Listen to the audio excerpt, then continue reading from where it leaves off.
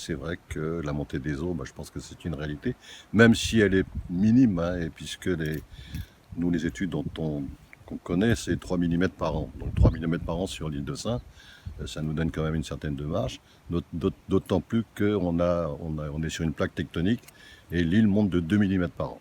Donc le différentiel est minime. Alors, on est menacé, non, mais par contre, ce qui est certain, c'est qu'il faut que l'île se protège. Mais ça, c'est pas nouveau. L'île a toujours eu besoin d'être protégée, donc c'est pour ça qu'il y a 3 km de digue. Et s'il n'y avait pas de digue à l'île de Sein, il n'y aurait pas d'île. L'île de Sein n'existerait pas ou elle ne serait pas habitée. La mer monte, ça c'est une évidence. J'ai des repères depuis tout gamin. Je suis en mer tous les jours. Le constat est bien simple, c'est que les tempêtes augmentent d'année en année. La mer est rentrée dans le phare. Ici, là où on est, il y avait 1 mètre d'eau. Je pense que de mémoire de gardien, on n'a jamais vu ça. C'était quand? C'était lors des grandes tempêtes de 2008, 2009 et puis 2014. 2014, voilà, c'est ça. Bon, exactement. Il y a eu toute une série. Bon, avant, il y avait des tempêtes centenales. Maintenant, il y en a 5 ou 6 par an.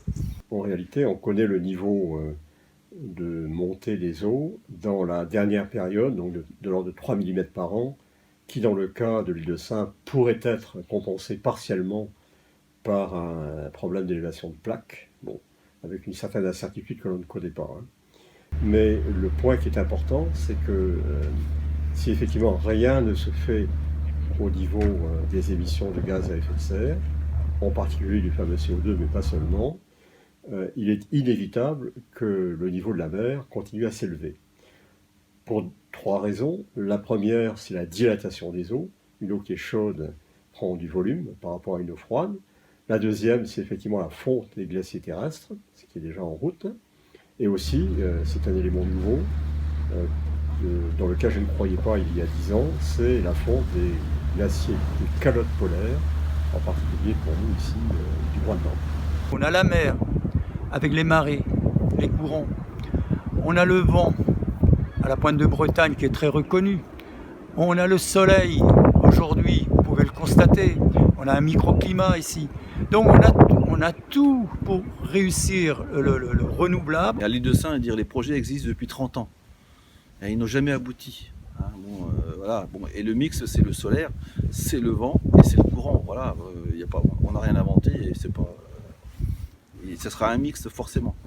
La municipalité est engagée dans un processus de production d'électricité à partir d'énergies renouvelables. J'étais encore hier à Quimper à une réunion avec la région, le département, les îles du Ponant, le SDEF, etc., où on a mis en place donc un projet de voltaïque sur l'île de Sein. Donc dès l'année prochaine, l'électricité sera produite en partie par du voltaïque. EDF ne veut pas qu'on fasse la comparaison.